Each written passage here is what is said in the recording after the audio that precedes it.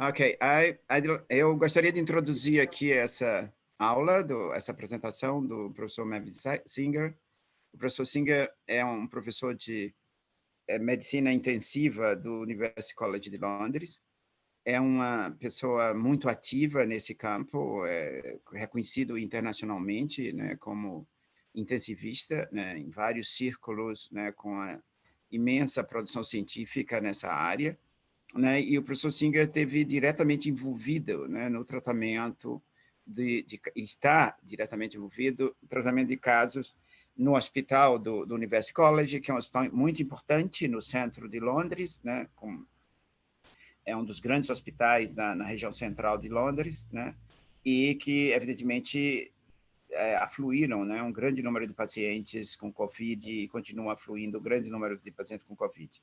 E, sem dúvida, o grupo dele desenvolveu uma imensa capacidade e experiência, né, no tratamento desses casos, né, e ele gentilmente, né, aceitou fazer essa apresentação aqui para médicos e profissionais de saúde daqui do Brasil, né, para transmitir um pouco da experiência. Ele é muito didata, né, e é capaz de fazer, né, uma apresentação, dar uma síntese dos acontecimentos, né, de maneira muito clara, e eu acho que é uma oportunidade única para nós todos, né, partilharmos e dividirmos com ele essa experiência, né, essa grande experiência que ele teve, e que pode ser útil para utilizarmos aqui no sistema de saúde do Brasil, né, no momento em que a nossa curva epidêmica começa a crescer, né, e, claro, e nos próximos dias e semanas esse crescimento só vai se acentuar, né, e, evidentemente,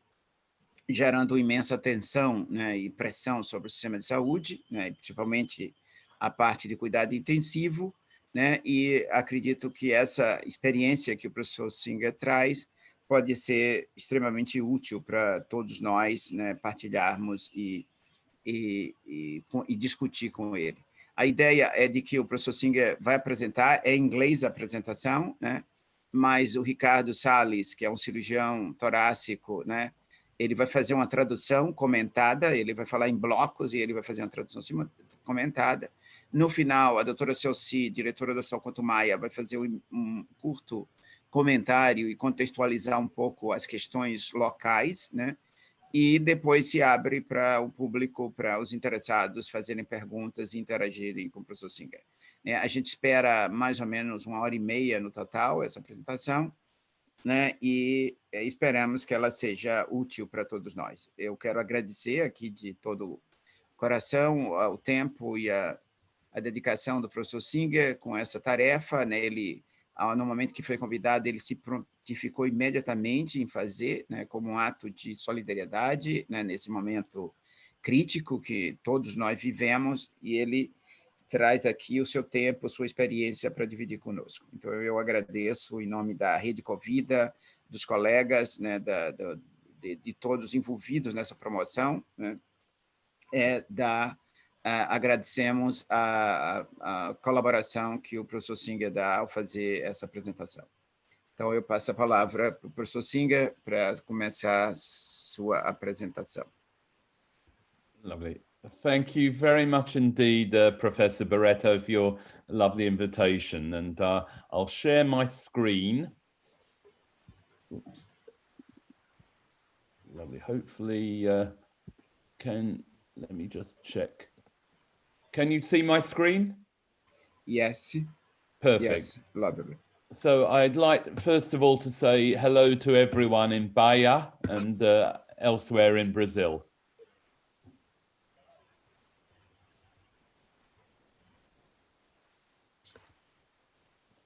Lovely. Sorry, I can't. Can you hear me? Ricardo, você está fechado, Ricardo. Yes, we can hear you very well, Dr. Singer. Thank you very much for your dedication, your time, and thank you very much for your presentation. Lovely. So it's a great pleasure to talk to everybody today in Brazil. É um grande prazer para ele estar aqui falando com todos na Bahia e no Brasil nesse momento. Yeah, I have visited your lovely country on many occasions, and this was last year in Natal. Ele já nos visitou e, como vocês podem ver, essas são as fotos de Natal, da sua última visita. Yeah, with me with some lovely Brazilian intensive care doctors. Está visitando com médicos intensivistas aqui no Brasil. We hope to have this time again very soon, Dr. Singer.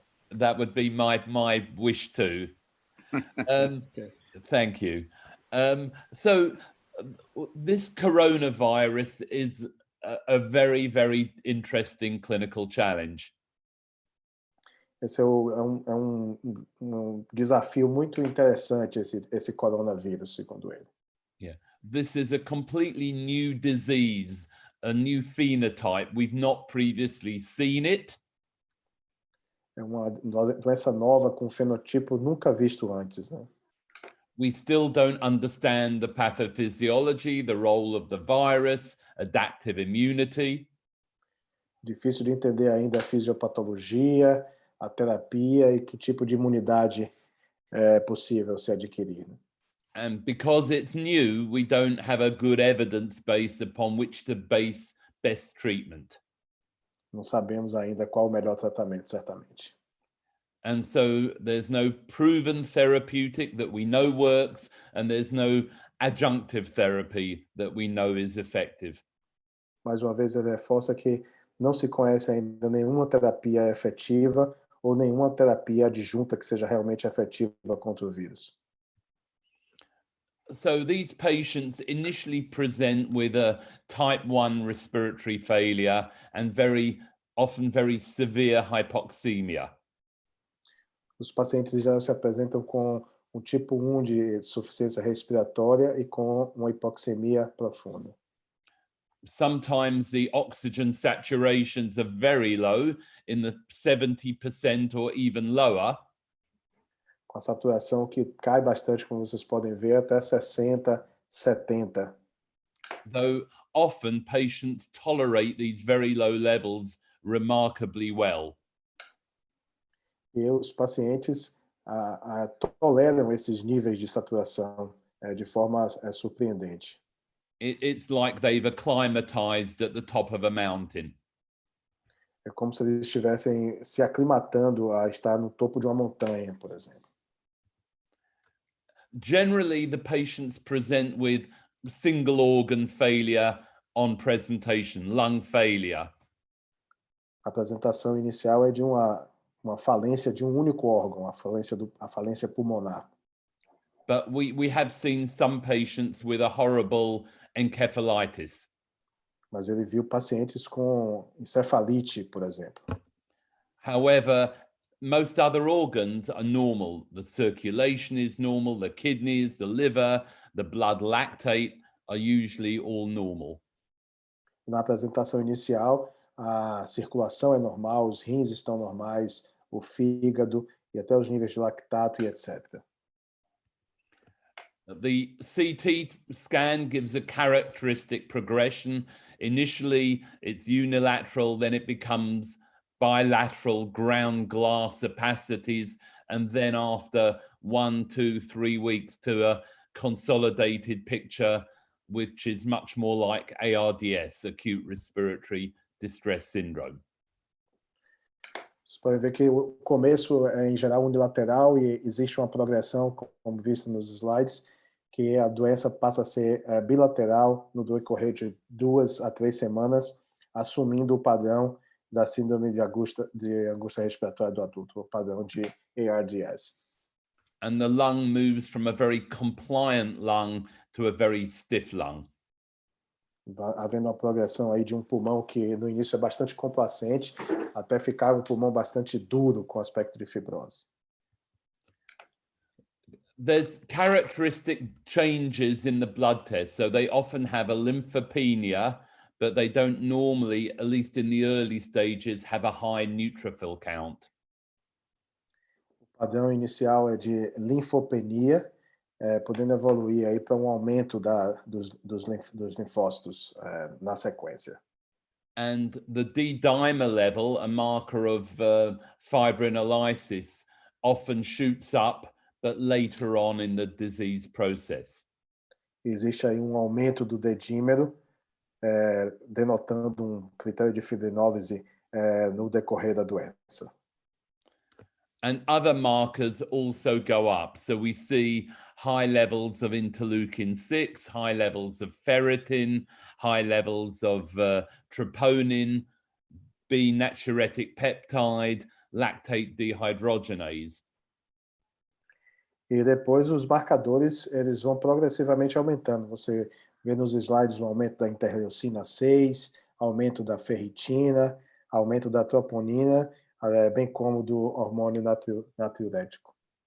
And in general, the higher the levels of these markers, the worse the prognosis. E isso denota um pior prognóstico quando existe um aumento desses marcadores.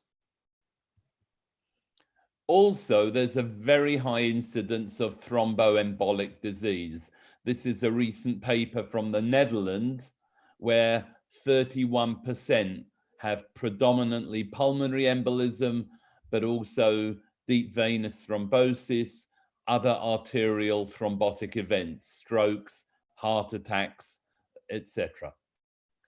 Ele demonstra aqui um artigo recente da Holanda, onde se vê um alto índice de embolia pulmonar e eventos tromboembólicos. And patients can even arrive in the hospital with pulmonary emboli or deep venous thrombosis. Inclusive com pacientes com quadros embólicos na chegada do hospital. So you need a high level of suspicion right from the very beginning. Então ele denota aí que precisa ter um aumento da suspeita desses casos logo no começo. What's the pathophysiology? Again, lots of experts have lots of different ideas. Qual que é a fisiopatologia, né?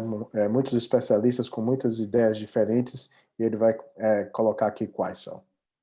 It shares some features of hemophagocytic lymphohistiocytosis, HLH, some features of cytokine release syndrome, some features of a thrombotic microangiopathy.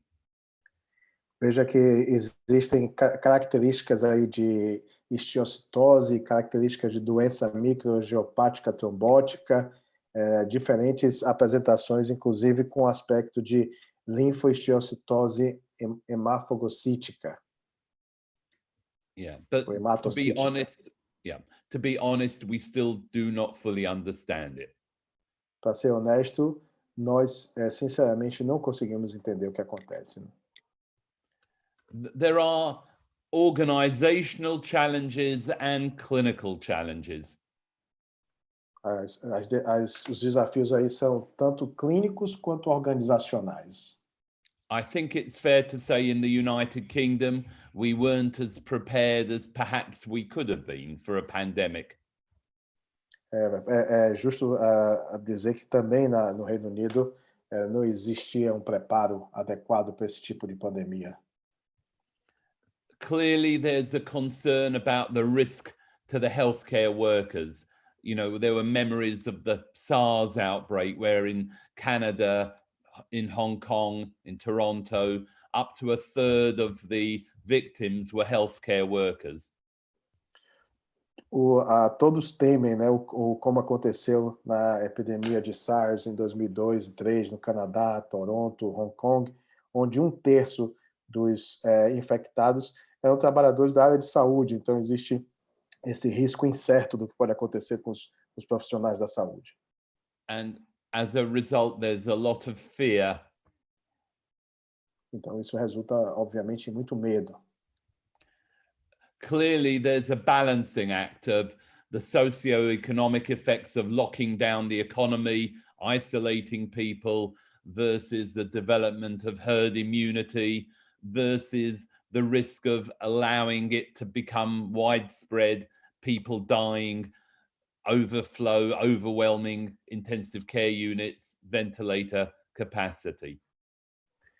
Tal como aqui no Brasil, existe toda essa discussão do risco socioeconômico, da quarentena, os riscos sociais dessa atitude, mas existe ao lado disso a discussão sobre a imunidade adquirida versus o isolamento total, o isolamento parcial e, obviamente, também lá uma discussão muito intensa se os leitos de UTI serão suficientes para lidar com essa situação. The UK traditionally does not have a huge number of intensive care beds compared to, for example, the United States and Germany. Tradicionalmente, o Reino Unido não tem um número de leitos de terapia intensiva elevados como acontece nos Estados Unidos e na Alemanha. Yeah, I know we have more than Brazil, but I know in Brazil there's a very uneven distribution within the country. Ele tem conhecimento que o número de leitos no Reino Unido é maior do que o Brasil, mas reconhece que no Brasil existe essa distribuição desigual dos leitos de UTI, pois ele conhece também o sistema aqui um pouco. But certainly in the UK, the government policy was determined by the estimated requirement for critical care beds. On this graph, the red line shows the capacity, which could be approximately doubled with creating new beds from operating theatres and recovery areas. But you can see if we did nothing, then the critical care bed requirement would be 25, 30 times higher than it actually is. Veja que a linha vermelha coloca aí o ponto de equilíbrio que eles têm, né? Mas que não fazendo nada, o número de leitos vai ser muito maior.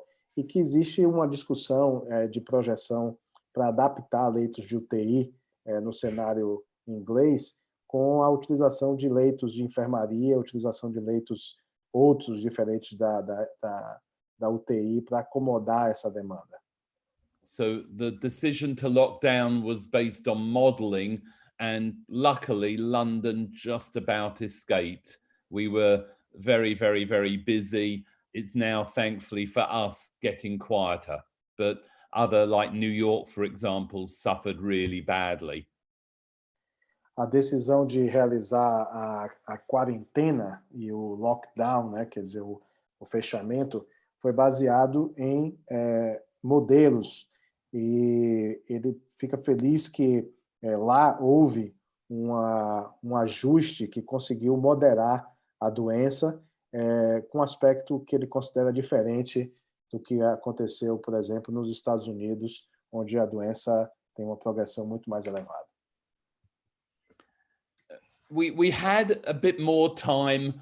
Obviously, it began in China, and on the 20th of January, they reached 100 confirmed cases.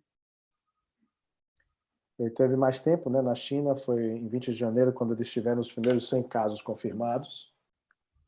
It was over a month later before Italy reached 100 cases. E também aí foi um mês depois que a Itália, né, teve os primeiros 100 casos. And then we had about 2 weeks of extra time in the UK, and Brazil has had approximately 8-9 days in more time to prepare. E no caso da Inglaterra, ele teve ainda 2 semanas a mais de retardo, e o Brasil teve um prazo aí de cerca de 90 dias em comparação com a China. Yeah. So in the UK, we had a short amount of time to learn from China and from Italy. The Lombardy region near Milan was particularly badly affected. Infelizmente, na Inglaterra, eles tiveram um tempo curto, né, de aprendizado entre a China e o que aconteceu na Itália, na região da Lombardia. Unfortunately, I don't think we learned the lessons well enough from China and from Italy. So we were quite slow to learn how China had adapted, how Italy had adapted. E que, infelizmente, ele ainda acha que as lições não foram adequadamente aprendidas em comparação ao que aconteceu na Itália, na Espanha. Ainda considera que a resposta poderia ter sido melhor. And unfortunately, we made the same mistakes early on as China and as Italy. E, consequentemente, cometeu os mesmos erros da China e da Itália. And it was only on the 13th of March did our government in the UK really recognize or admit to the public that many people are going to die. Foi somente em 13 de março que o governo inglês admitiu que muitas pessoas poderiam morrer dessa doença. And then the newspapers again started giving scare stories. So frail patients may not get critical care on the 14th of March. E no dia seguinte, em 14 de março, começou a imprensa a colocar que, por exemplo, pacientes frágeis contra as doenças poderiam não sobreviver ao coronavírus. And you can see here another tabloid newspaper on the 16th of March suggested 8 million people will be in hospital because of COVID and 250,000 people would die. E aí tabloide mostrando que cerca de 8 milhões de pessoas poderiam morrer e 250 mil pessoas poderiam 8 milhões de pessoas poderiam infectar e cerca de 250 mil poderiam morrer da doença. So what was discovered in China was that approximately 10 to 15% of patients needing admission to hospital would need more than just a face mask oxygen. Você viu na China que cerca de 10 a 15% dos pacientes hospitalizados iam precisar de algo mais do que uma máscara de oxigênio. Elderly patients, usually with comorbidities, came first of all to hospital. E os pacientes idosos com comorbidades acabam chegando antes aos hospitais. And then younger people, perhaps because they tolerated the disease for longer, started coming 4, 5, 6 days later. Os pacientes mais jovens, eles, devido à resistência, chegam com 4 a 6 dias de retardo em comparação com os mais idosos.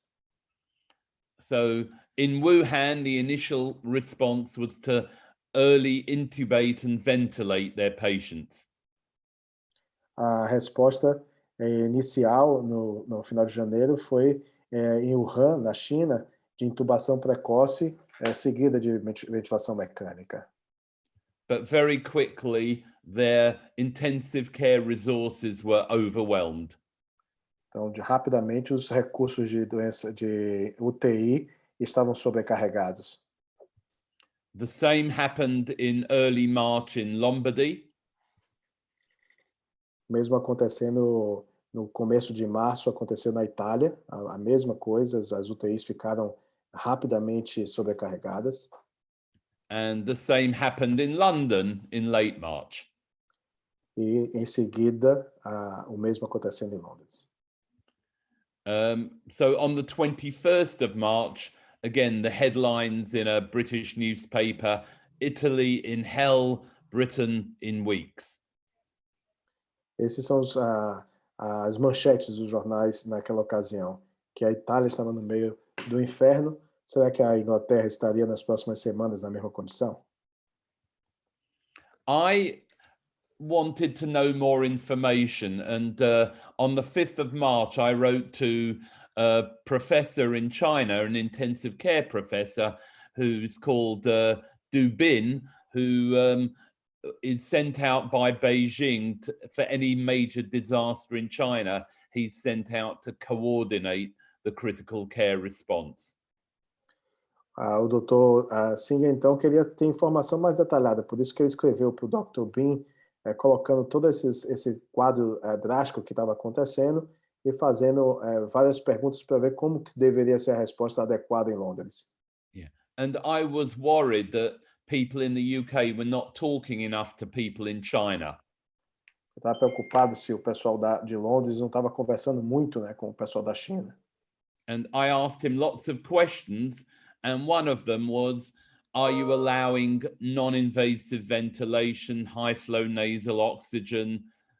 Does this seem to work? Ele estava fazendo várias perguntas e, dentre elas, Uma dessas perguntas foi se a ventilação não invasiva e as máscaras com alto fluxo de oxigênio poderiam funcionar. And importantly, how many of the healthcare workers have themselves been affected by COVID-19? E, infelizmente, muitos dos profissionais de saúde estavam afetados pela doença naquele momento. And he wrote to me very quickly. He's a very nice man. And he agreed that there may be a high failure rate, but delayed intubation. So you shouldn't wait too long because that might make things worse. But as he commented, with hundreds of patients presenting to hospital with severe hypoxemia, there were not enough resources for invasive ventilation. Ele colocou que o tempo de espera é realmente curto, que muitos pacientes chegavam já no hospital com a saturação muito baixa e que poderia não ter recursos suficientes para realizar a ventilação mecânica invasiva. Foi essa a resposta do Dr. Bean ao Dr. Singer. Yeah.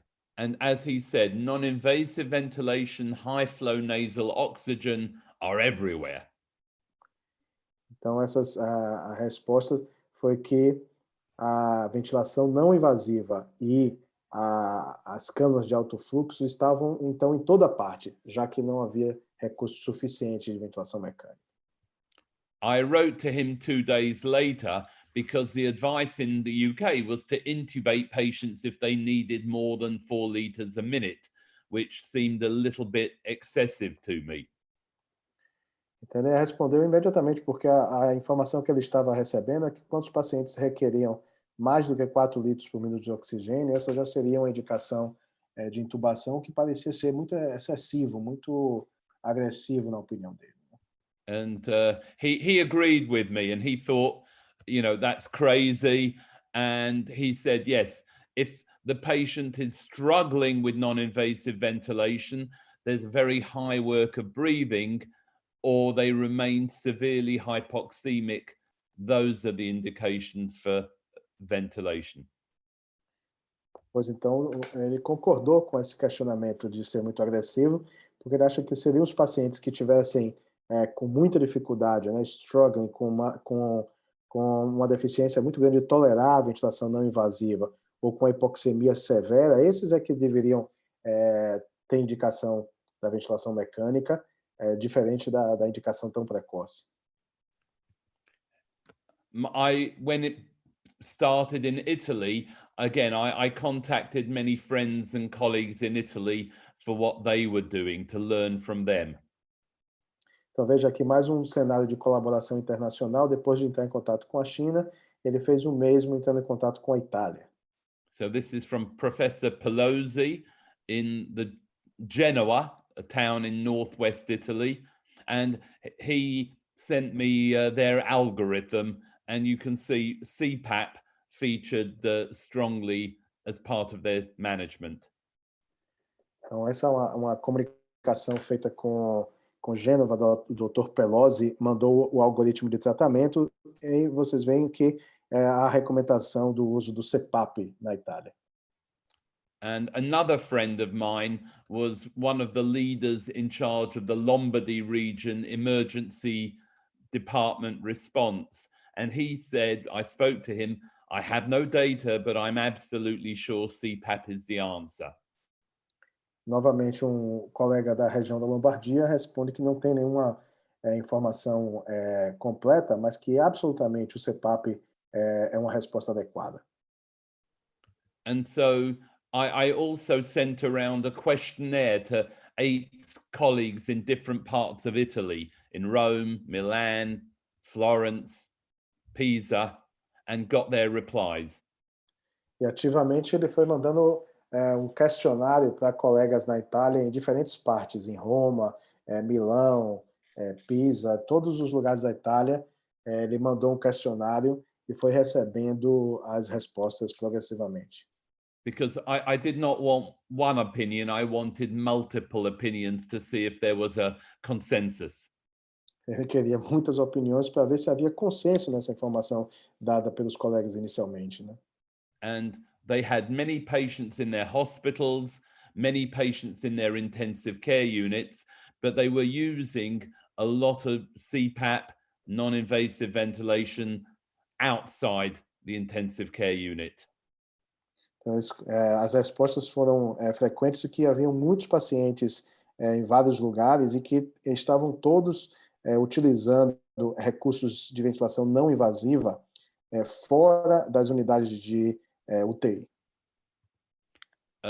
I asked if they were having problems with oxygen supply, and generally the answer was no, they were coping. A pergunta se havia problema com o fornecimento de oxigênio, mas que em geral não, que o oxigênio estava bem, bem adequado ao suprimento de oxigênio nos locais entrevistados. And I asked how many patients progress from non-invasive ventilation to intubation and in mechanical ventilation, and approximately about 50%.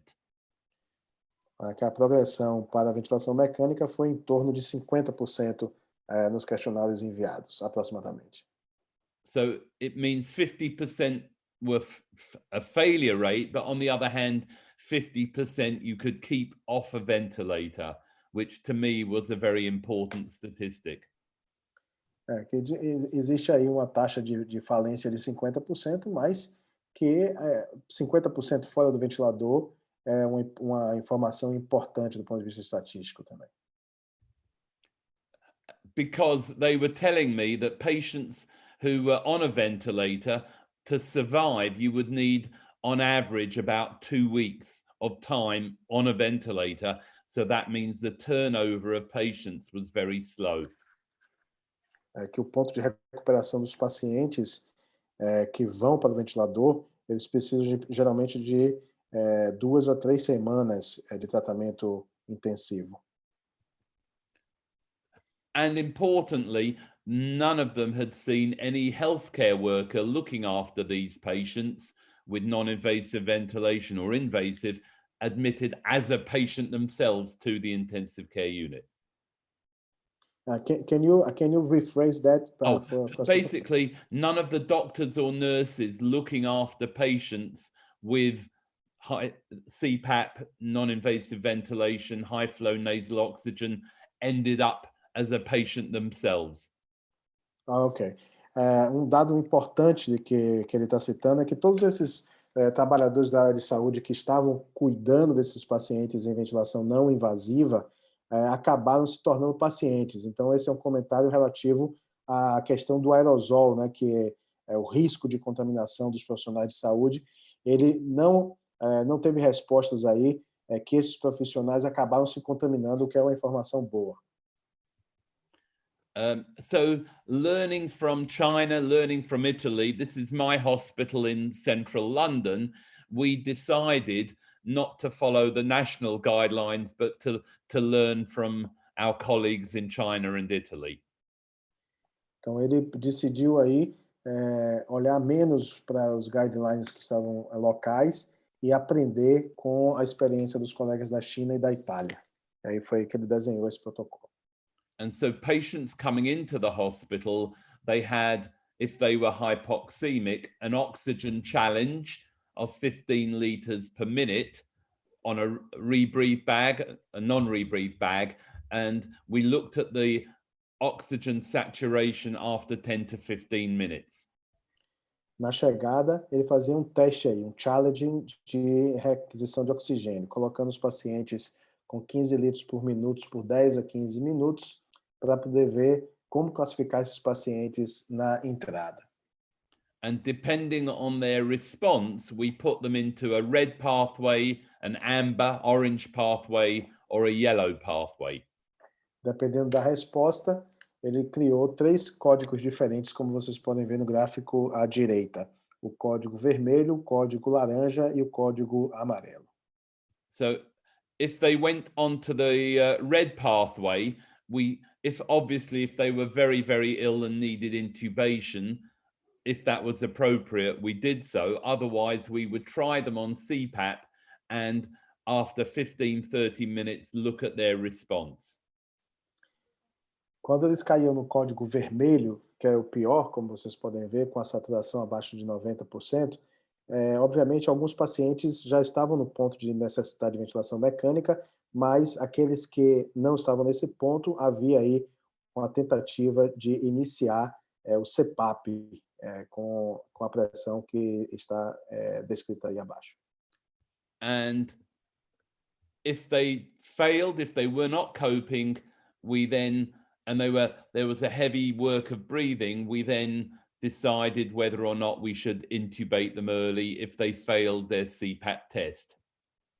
Vejam que do começo, após o teste inicial, código vermelho, teste de CPAP, se existe uma persistência aí na reavaliação 15 a 30 minutos depois, a falha indicaria aí se seria apropriada a intubação orotraqueal.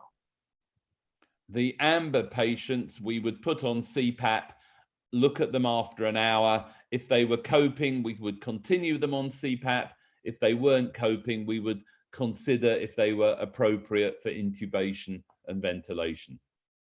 Ainda continuando de forma bem didática, ele coloca que os pacientes que eram colocados no código laranja havia uma tolerância um pouco maior. Veja que no primeiro, que é o código vermelho, a tolerância aí é de 15 a 30 minutos de reavaliação com o O2 em 60% a 80%. No caso do código laranja, esses pacientes são colocados em O2 a 60% e a reavaliação feita em 1 hora. And the yellow group could be managed just on oxygen or maybe high flow nasal oxygen.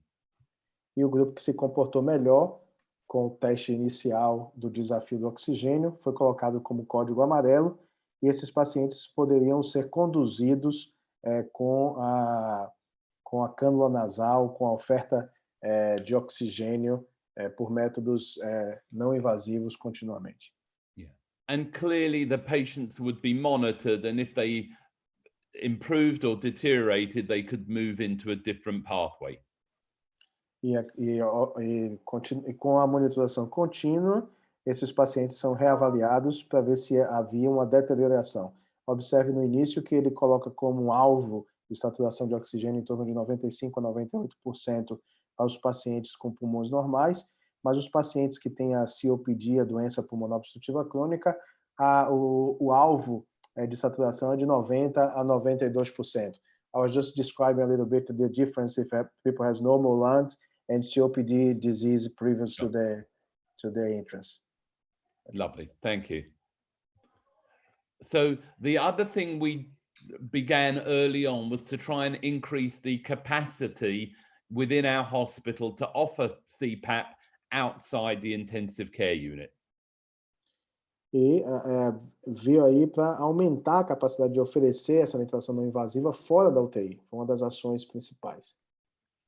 And this was led by the respiratory physicians.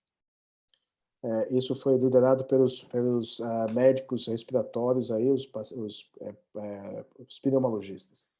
And they began a training program to train up doctors and nurses who are not used to CPAP as to how to use it properly. E iniciou um programa de treinamento para os médicos e enfermeiras para aqueles que não estavam habituados com o uso do CPAP. And we began our pathway on the 20th of March. Esse caminho, essa via foi iniciada na data de 20 de março. However, the following day, the 21st of March, there was, this newspaper describes it, a big explosion in the number of patients in London with COVID requiring hospital admission. Eles começaram o programa no dia 20 de março e o The Guardian, no dia seguinte, publica que os hospitais em Londres estão com a doença explodindo e acontecendo aí uma explosão de casos de pacientes com Covid necessitando hospitalização na cidade de Londres. Yeah. One hospital in northwest London had to declare a critical incident because they were completely ran out of beds and ventilators. Um dos hospitais no noroeste da cidade precisou declarar aí uma calamidade, um estado crítico, porque eles completamente esgotaram o uso dos ventiladores naquela localidade. And that was within the first day or two. Isso foi logo nos primeiros dias ou no segundo dia. In the UK, we learned quickly that we had to adapt, and so a few days later, national guidance came out saying you could use CPAP.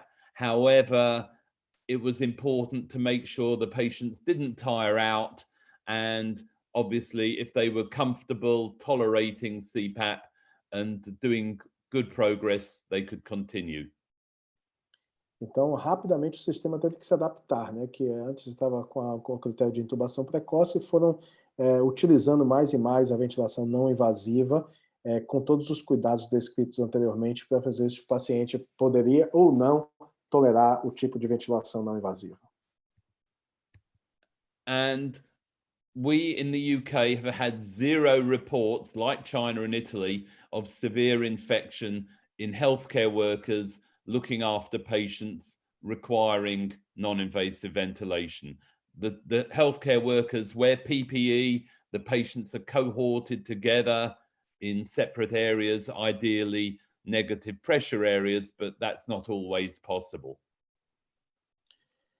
E uma informação importante que não há relatórios no Reino Unido, tanto quanto na China e Itália, de infecções severas dos profissionais de saúde durante a utilização do CPAP ou da cânula nasal de oxigênio, né, ou dessa cânula de alto fluxo dentro dos pacientes estudados, e existe aí o PPE warning. Can you describe a little bit better the PPE warning? Yeah, so the PPE is you wear a visor, a mask, a hood, a hat, a gown, 2 pairs of gloves.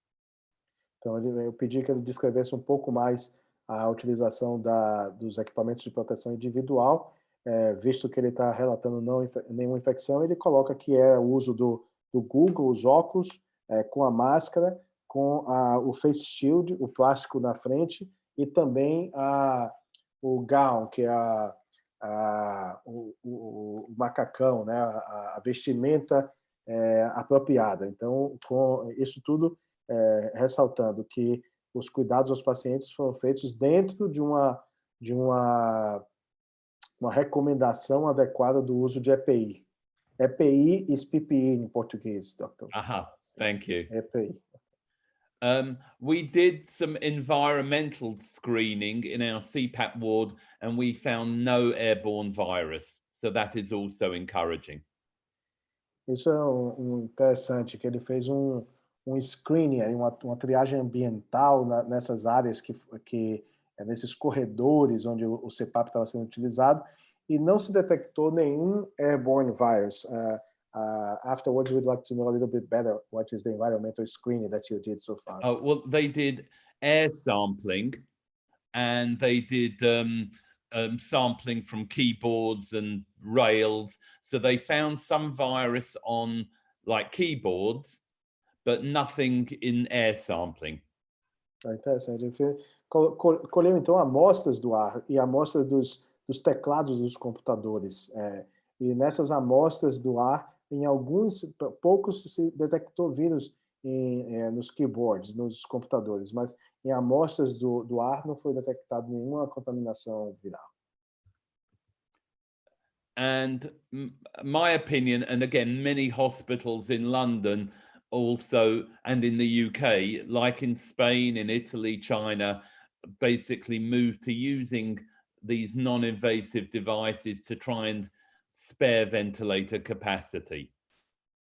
Em muitos lugares, então, esses recursos de ventilação não invasiva e de fluxo alto de oxigênio conseguiram ser utilizados salvando um recurso aí precioso que é o ventilador, né? So this is some preliminary data from my hospital as of last week. It needs verification, so it may not be absolutely accurate.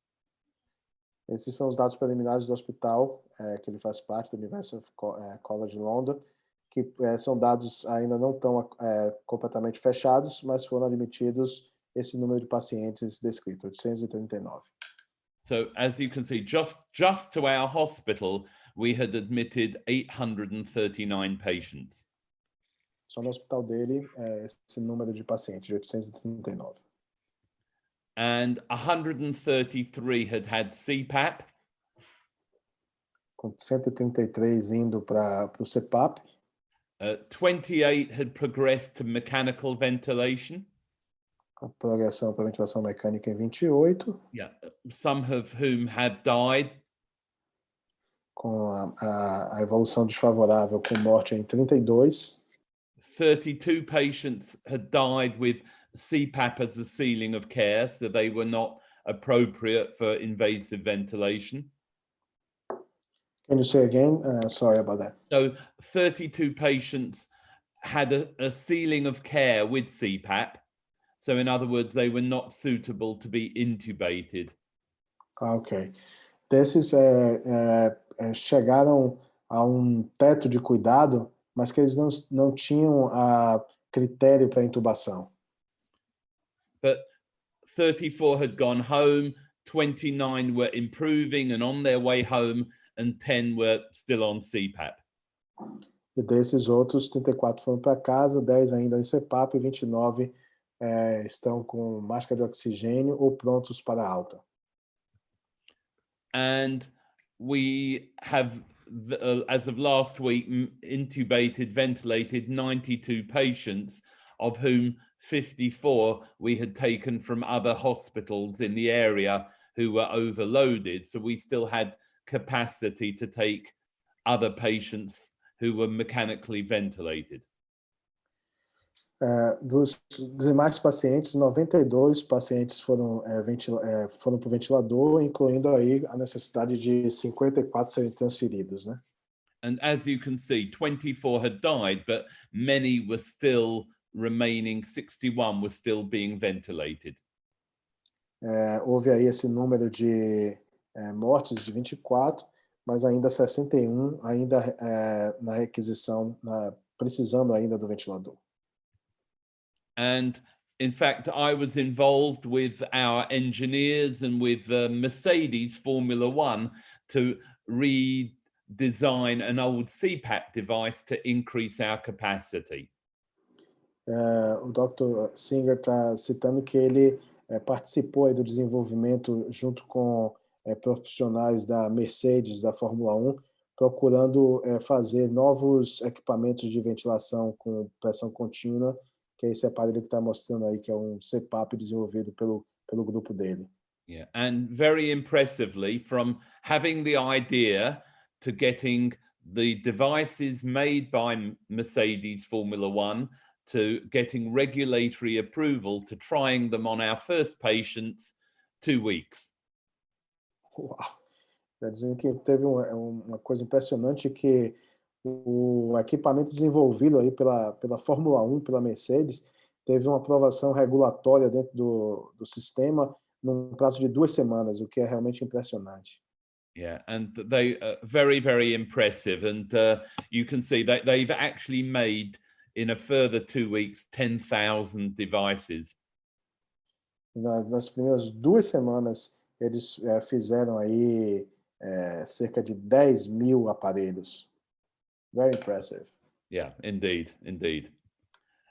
I'll spend the last few minutes talking about things we've learned. Os próximos poucos minutos vai falar pouco sobre algumas coisas que eles aprenderam. So we've learned about awake proning. So this can be in patients who are spontaneously breathing with oxygen or on CPAP. So if they can turn onto their side, onto their bellies, that helps improve their oxygenation. Uma das coisas que ele viu, que os pacientes acordados conseguem melhorar a oxigenação quando eles deitam sobre a própria barriga. That's the way I like to do it, by the way. Perfect. And if they are ventilated, again, we carry on proning them if they have a very low perfusion, PaO2 to oxygen concentration ratio. Então, se eles conseguem ventilar, eles ficam com nessa posição, que é o daily proning, por aproximadamente 16 horas. And we try to minimize lung injury caused by the ventilator by not over-ventilating. It's very important not to over-ventilate these patients, overstress the lung. Uma precaução importante é não tornar a ventilação invasiva excessiva, para não estressar e aumentar a quantidade de injúria pulmonar pela ventilação. We're careful when we're doing a procedure which could potentially aerosolize the virus, intubation, tracheostomy, bronchoscopy. We're careful about these procedures. O cuidado extra em todos os procedimentos que podem gerar aerosol e, consequentemente, disseminar o vírus, tal como intubação, traqueostomia e broncoscopia. And we're generally tending to do tracheostomies after about 10 to 14 days. Em geral, a indicação da traqueostomia acontece após 10 a 15 dias, 10 a 14 dias.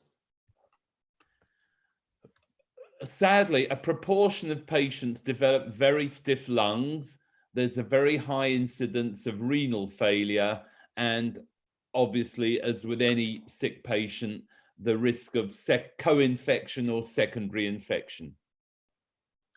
Infelizmente, uma quantidade de pacientes, após alguns dias de ventilação, se tornam muito doentes, desenvolvendo o chamado stiff lung, o pulmão duro, concorrendo aí com hipoxemia, hipercapnia e uma incidência relativamente alta de insuficiência renal, aí descrita em alguns hospitais em 30 a 40%.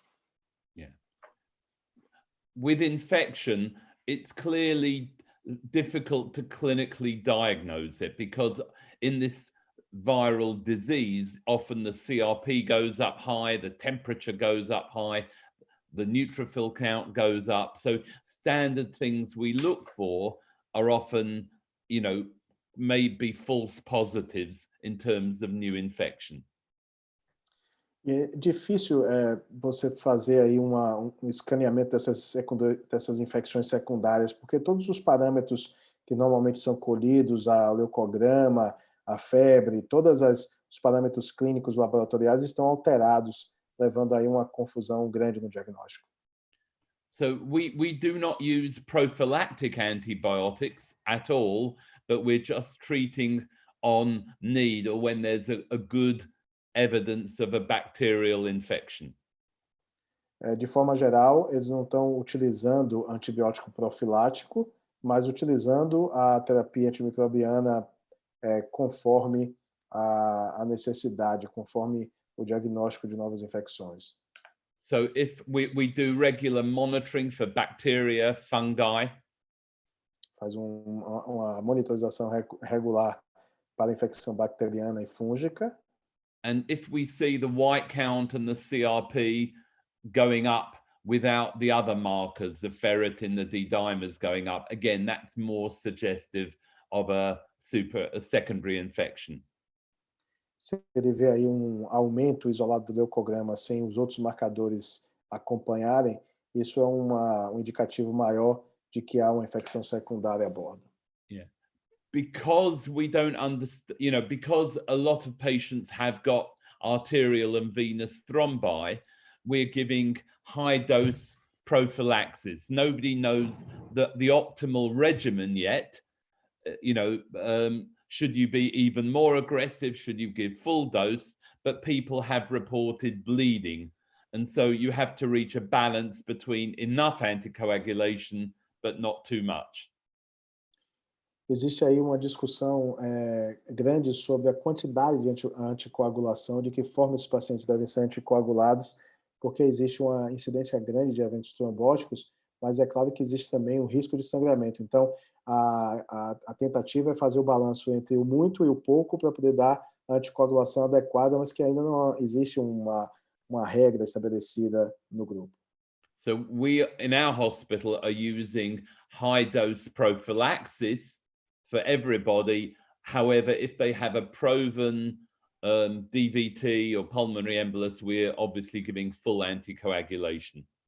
No hospital dele está se usando uma alta dose de profilaxia, mas é claro, se tiver uma documentação de embolia ou trombo, aí entra para anticoagulação plena. Could you describe a little bit better what is high doses prophylaxis? Yeah, so we're giving enoxaparin 40 milligrams BD to an average sized person. So instead of usually we would give 40 milligrams once a day, we're giving twice a day. Basicamente está dando a enoxaparina, heparina de baixo peso molecular, 40 miligramas 2 vezes ao dia, diferente da profilaxia básica, onde ele utilizaria 40 miligramas uma vez ao dia. Ele utiliza 40 miligramas 2 vezes ao dia para a pessoa de normal weight, a pessoa de estatura média. And we are monitoring the anti-factor 10A levels. It faz factor 10A? 10A, the way to monitor low molecular weight heparin. Faz aí a monitorização do fator 10A para monitorar a heparina de baixo peso molecular. We also see in some patients very, very high temperatures, sometimes over 40 degrees. Sometimes we're seeing a myocardial involvement and right ventricular dysfunction. And as I mentioned before, sometimes we see an encephalitis. Está descrevendo aí os outros achados que às vezes acontecem, o achado de miocardite, encefalite e muitas vezes um achado de febre que pode exceder aí os 40 graus de febre. In the longer term, medium to longer term, these patients are very slow to wean from a ventilator. They often have a decreased level of consciousness for a long time. It may be due to the virus. It may be due to just being critically ill. It may be due to the long-acting effect of the sedative drugs. They're very resistant. They need a lot of drug to keep them sedated. And obviously the kidneys aren't working in many of these patients, so they don't metabolize the drug.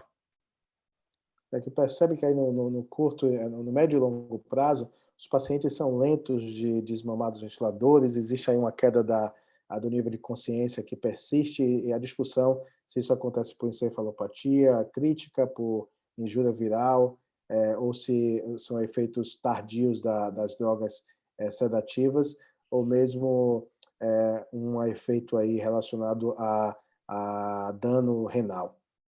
They often have profound weakness as well. Coçando com a fraqueza profunda. So it is worth thinking about and preparing for long-term rehabilitation issues in your survivors. And again, looking after tracheostomies, rehabilitating these patients. Isso aí denota a necessidade de ter locais de reabilitação para pacientes crônicos com problemas respiratórios a longo prazo, que inclui aí a necessidade de cuidados com traqueostomia. Yeah, and so we are now training up many staff to cope with these patients. Então está se treinando nesse momento uma quantidade grande de pessoas para lidar com esses problemas. Other general issues, communication with families. We believe this is very important, but clearly there's a risk to the family, and also the PPE is not very, obviously there are shortages. So we limit to one person, a family member, coming to see a patient if they're needing intubation, and if the patient is dying, we allow one relative to come and see them before they die. Ela descreve aí as necessidades da limitação de fluxo dentro da UTI, colocando o limite aí de uma pessoa visitar na situação antes de intubar, e nos casos de óbito, a visita aí de apenas uma pessoa nas situações mais graves. We have got a system where we communicate by phone with the relatives of every patient every day, and we have trained people and we have in the UK very good palliative care doctors. So we have special doctors trained to break bad news over the telephone. Ele tem aí pessoas que são treinadas em cuidados paliativos e outras treinadas para essa comunicação por telefone, para fazer a atualização dos dados dos pacientes, inclusive dar mais notícias, que existe na Inglaterra um grupo grande de médicos habilitados em cuidados paliativos. Isso tem sido importante. We have brought iPads into ward areas, so awake patients on a tracheostomy, who are awake or ventilated but awake, can communicate with their families, or at least the families can see them. Também o uso aí da tecnologia digital para os pacientes que estão, inclusive, traqueostomizados nessas áreas com Covid, pacientes acordados podem se comunicar com as famílias através dos iPads, por exemplo. It's important to have a decision about limits of care, because not everyone can go on a ventilator. So we have what we call 3 wise men. They could be men or women, but these are experienced clinicians who decide what level of care is appropriate for the patient. Isso aí é uma definição que eles colocaram de ter 3 experts ou 3 médicos experientes para fazer o julgamento da combinação idade, fragilidade, comorbidades, para colocar qual seria assim o senior of care, qual o limite do tratamento, estabelecer limites relacionados ao cuidado desses pacientes nas situações de progressão inevitável, obviamente. And we make sure that there's a potential, and I think they're already happening in some hospitals in the UK, but legal challenges, about stopping treatment inappropriately. So it's very important to have good note keeping.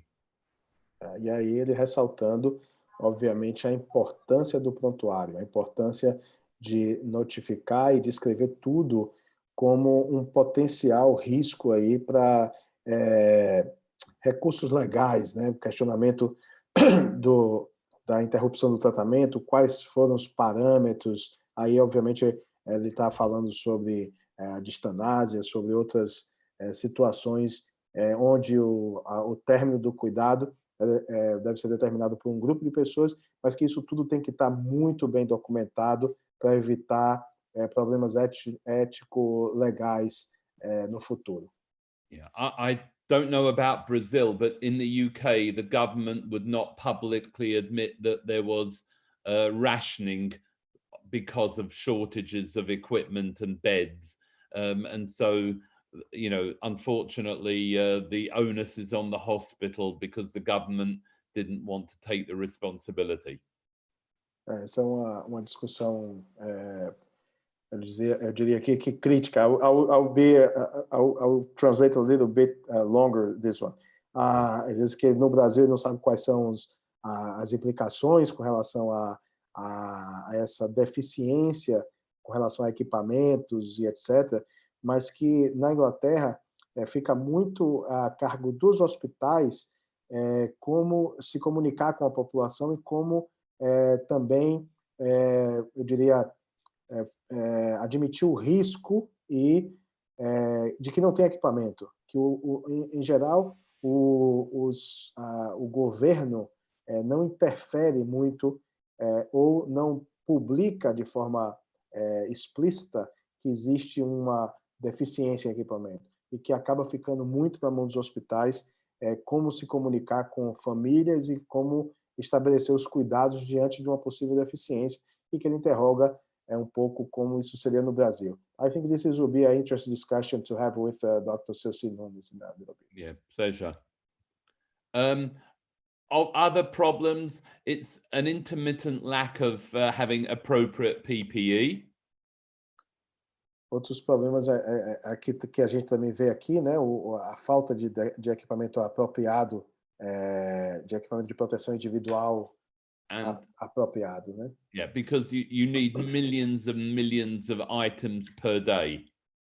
Precisa de milhões e milhões de itens por dia, né? Então, and falta. it's important for a hospital to know their oxygen supply to the hospital, the liquid, how much liquid oxygen they're getting to replenish the hospital, because many patients are needing oxygen, the flow rate of the delivery device, the capacity of the vaporizers, the pressures in different ward areas. All of these things are very important to know. So it's important to make sure the oxygen engineer in that every hospital is involved and can advise. Ressaltando aqui, né, Celso, a importância de ter aí no circuito os engenheiros clínicos certificando que a quantidade de oxigênio e a capacidade da vaporização e todos os sistemas de vácuo, pressão nos corredores estão adequados para o suprimento. Então, ele fala de envolver bem o grupo de engenharia clínica do hospital. We have had problems. London has been badly affected, so we've struggled with a lack of ventilators, the consumable circuits, non-invasive ventilators and the circuits, kidney machines and the circuits, and syringe drivers. Que eles têm tido muita dificuldade na Inglaterra com uma falta de equipamentos em ventiladores mecânicos, parte de circuitos de ventilação não invasiva, também as máquinas de terapia renal e mesmo as máquinas de infusão. And the same with drugs. So we've had shortages of sedative drugs, paralyzing drugs, anticoagulants, fluids for kidney replacement, etc. O mesmo acontecendo com a falta de medicações, falta de agentes sedativos, de agentes paralisantes, os curarizantes, bem como os anticoagulantes aí na terapia renal. So the hospitals have been trying to work together to help each other out. Os hospitais estão sempre procurando ajudar o outro, né? And we've had to improvise as well. So putting 2 sedative drugs in one syringe to save on syringe drivers. Mas aqui está também tendo que improvisar, às vezes colocando 2 drogas sedativas numa bomba de infusão para economizar as bombas de infusão. There's been a huge pressure on staff, in particular the nurses working in intensive care. Existe aí uma pressão grande no corpo clínico, no staff do hospital, em particular as enfermeiras intensivistas, né? So there's been obviously many more patients than normal requiring ventilation, and they're very sick patients. Existe aí um número maior dos pacientes requerendo ventilação mecânica, e esses pacientes são obviamente mais doentes, né? Mais graves. It is very unpleasant to wear PPE for hours. Não é agradável, é desconfortável usar os EPIs durante horas.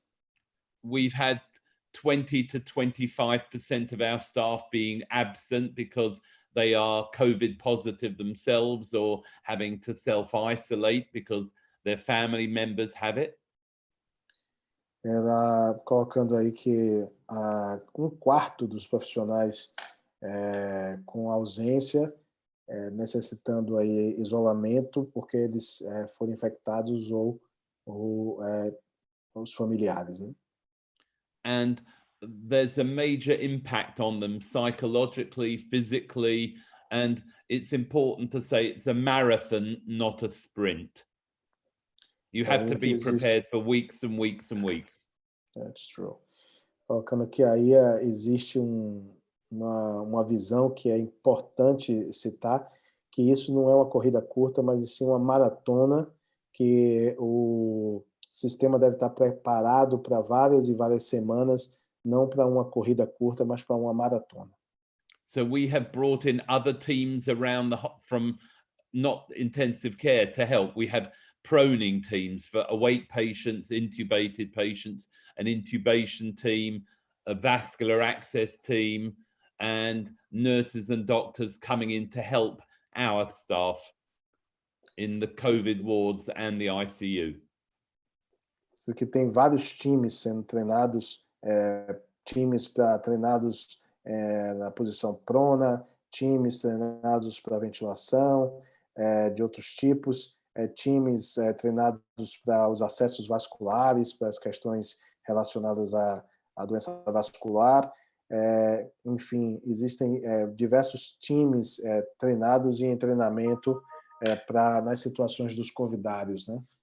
Yeah. So, for example, normally in the UK, we have one intensive care nurse to one sick patient. At the moment, it's 1 to 4. Na Inglaterra, em geral, é uma enfermeira para cada paciente na UTI. Nesse momento, está uma enfermeira para 4 pacientes.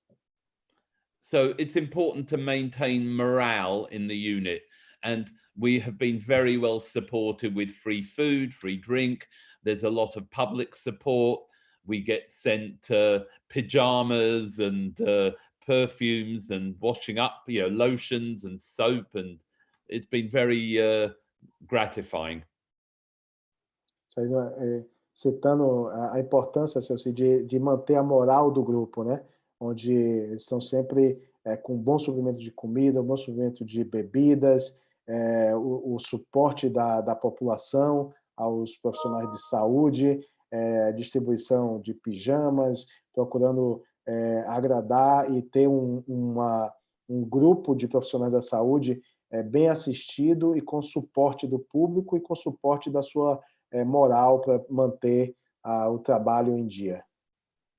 And also we recognize that it's other important, you cannot ignore the non-COVID patient. So we're trying to continue with urgent cancer surgery, for example, because it's important, you cannot neglect everybody else. E a importância de que outros serviços essenciais do hospital têm que ser mantidos, que não devem ser negligenciados. Então, as cirurgias de câncer, que são urgentes, as questões de infarto, AVC, todos esses serviços não podem ser negligenciados, bem como. But very interestingly, emergency admissions for many conditions have virtually disappeared. Heart attack, stroke, GI bleeding, peritonitis virtually disappeared. This is happening in Brazil as well. Ele Yeah. está citando aqui que as outras doenças, infarto, AVC, grandemente desapareceram, as peritonites. This is a discussion to have also, because this is the same phenomenon over here. Yeah. Very briefly, near the end, no treatment yet, no antiviral has yet been shown definitively to work. Resumindo, nenhuma terapia antiviral até o momento se mostrou efetiva. There are many ideas. I know of over 100 different ideas, anti-immunomodulatory, anti-thrombotic, etc. But again, these are ideas, none are proven to work. Que existe aí centenas de ideias, imunomoduladores, agentes antitrombóticos, etc, todas aí listadas, que vão de soro hiperimune, agonistas, todos esses nomes que estão aí citados, mas todas essas centenas de ideias ainda são propostas não efetivas como tratamento definitivo. So what we're trying to do is, rather than use compassionate use drugs, we're trying to encourage enrollment into trials, because these treatments can also cause harm. So it's important to try and do it in a proper, randomized, controlled manner. Que o que ele encoraja, né, e a gente está indo no mesmo passo, né, Celci, é colocar os pacientes em ensaios clínicos, não a seu uso compassionado, que acaba induzindo a um caos e a desinformação, mas colocar os pacientes em ensaios e trials, colocar os pacientes em ensaios clínicos onde as respostas podem ser obtidas. Perhaps there might be a role for steroids, not to give to everybody, but we're finding in the patients who are becoming hyperinflammatory, some patients do respond, again, we don't know what is the best dose, how long to give them for, and do they actually make a difference in outcomes. But anecdotally, in these hyperinflammatory patients where the gas exchange is worsening and the inflammatory markers are going up, some patients do respond well to steroids, at least in the short term. Interroga, né, com 3 pontos de interrogação aqui, no caso, se o uso de esteroides pode ser apropriado. Existem aí relatórios isolados de pacientes onde o processo hiperinflamatório com piora na troca, etc. Se esses pacientes com marcadores muito elevados, esse processo inflamatório tão intenso, se o uso de corticosteroides pode ser efetivo, então ele coloca que talvez exista um uso. Clearly, we need to better understand the disease to better target the therapy or to pick the right patient to give the right drug to. Existe aí uma necessidade de entendimento melhor da doença para ver qual é o paciente certo para aquela terapia adequada a ser determinada, que ainda existe uma falta de entendimento da doença COVID. And we don't understand yet why certain patient groups are affected more than others. Ainda não se entende por que alguns grupos são afetados mais do que outros. For example, very few children have been affected. They tend to be adults, more older adults. O porquê que crianças, né, não são tão protegidas e adultos mais velhos têm uma tendência maior de serem afetados, por exemplo. More men than women, a disproportionate number of Black, Asian groups and religious Jewish groups. Parece que existe aí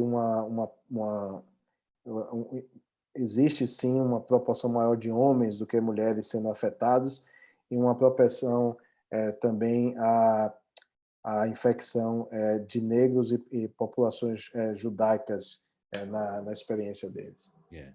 And these people tend to be overweight and often have hypertension and diabetes. E aí os pacientes também com comorbidades como hipertensão e obesidade.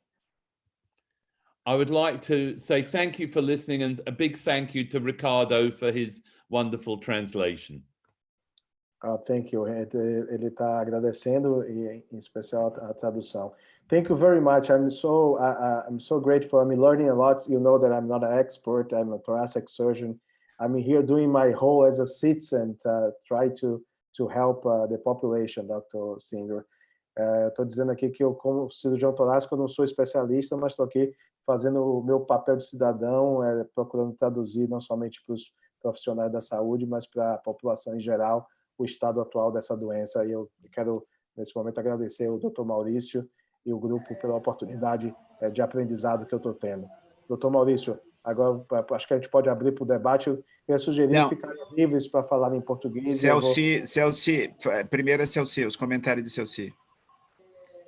Então, eu vou agradecer mais uma vez a apresentação, que foi fantástica, né, muito clara e muito fundada numa experiência concreta, né, de alguém que está na liderança de um processo e apresenta, né, seus pontos de vista, né, sem nenhuma, né, eu acho que as controvérsias são próprias do processo, mas, né, porque há muita mistificação nesse sistema, né, tratamentos milagrosos, e aqui no Brasil isso é divulgado com muita frequência, né, a questão recente da hidroxicloroquina, né, que entrou numa discussão grande, inclusive, né, com políticos participando desse debate, defendendo a hidroxicloroquina.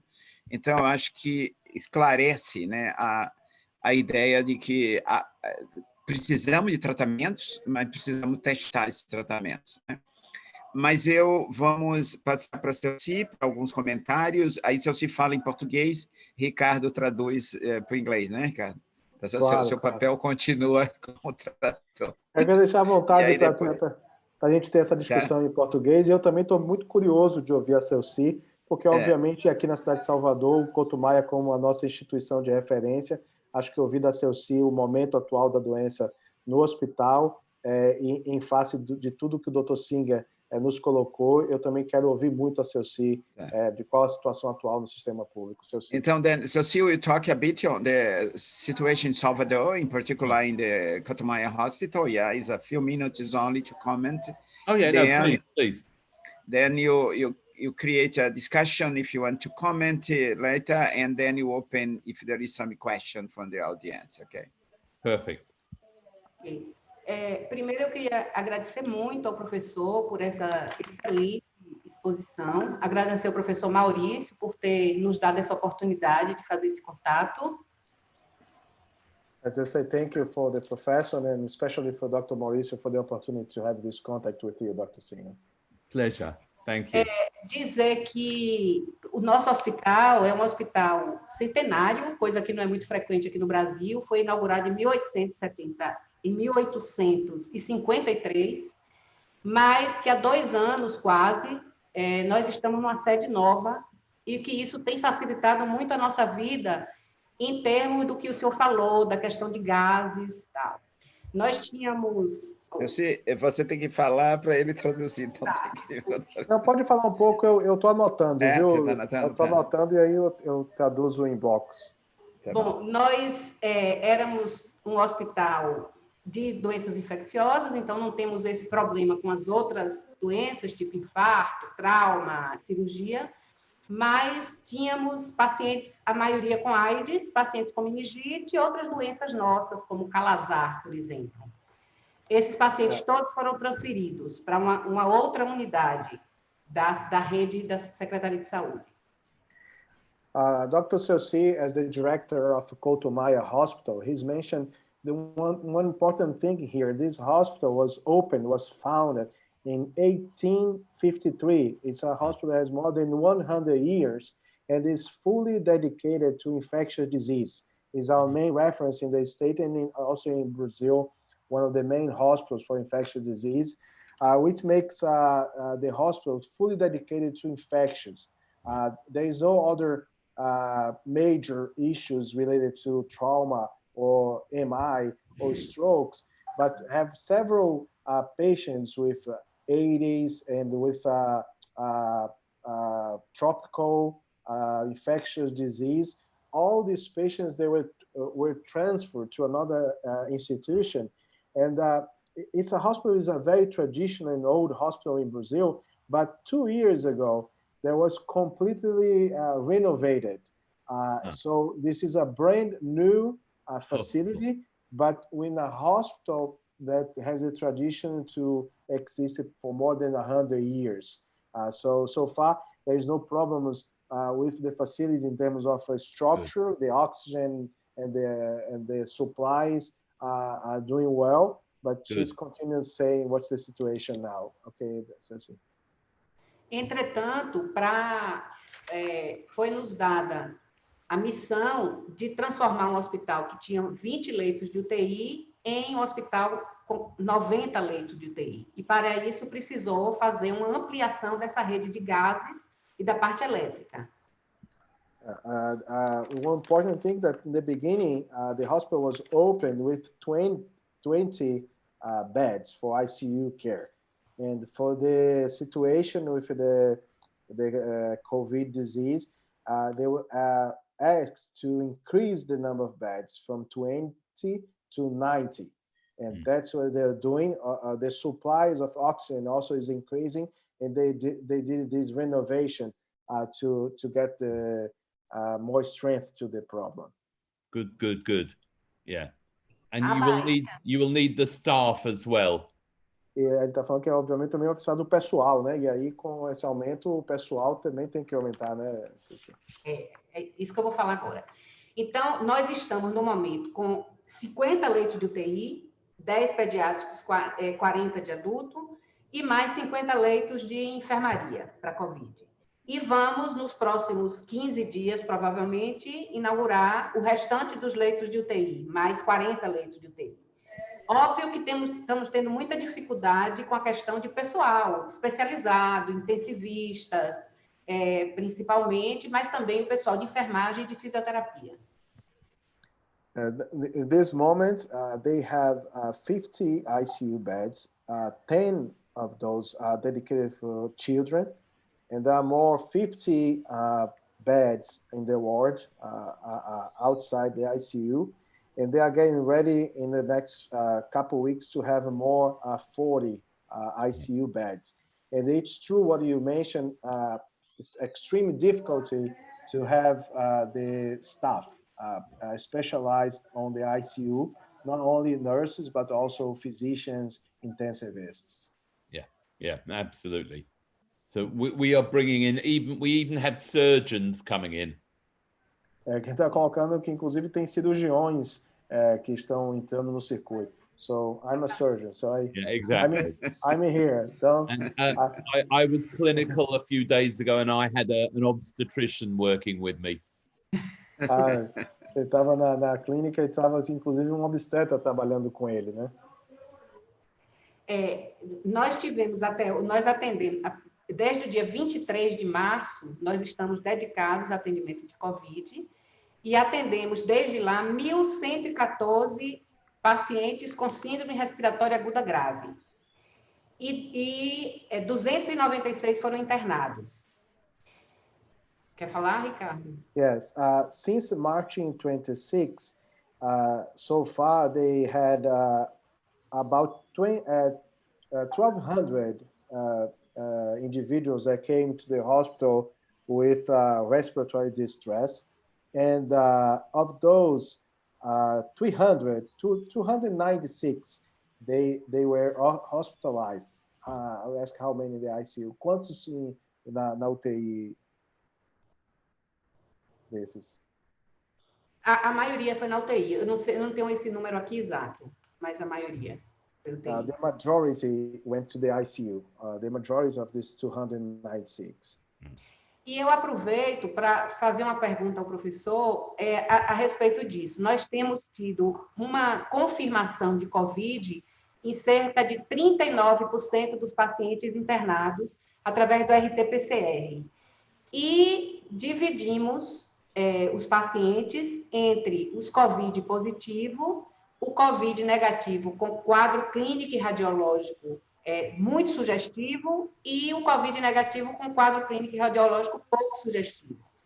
E eu queria saber como é que está essa experiência dele nesse diagnóstico. Yeah, this is an interest feature, Dr. Singer, which he wants to hear from you. Of those 296 patients that came inside the hospital, they divided patients in 3 groups based on the RT-PCR, the swab test. They have a group of patients, they are with the symptoms and they are RT-PCR positive. Yeah. There are a group of patients, they have the clinical and the radiologic features, but they don't have the RT-PCR positive. Yeah. So they divide in 3 groups. Basically, one is positive with symptoms and radiology is also compatible. The second one is negative for the tests, but clinically they have the COVID-19. And the third group, they don't have both. How do you see this in terms of hospital absolutely right. There's an expression in English: if they look like a duck, they walk like a duck, they probably are a duck. Ele diz que tem uma expressão, né, que vocês entenderam bem, se eles andam como pato, se eles parecem um pato, provavelmente eles são um pato. We talk this about several politicians here also. Fair enough. The problem is, yeah, absolutely. The problem we have is with the infection control department, because they don't want to put a negative patient into a positive ward. And so we've had to maintain them separately.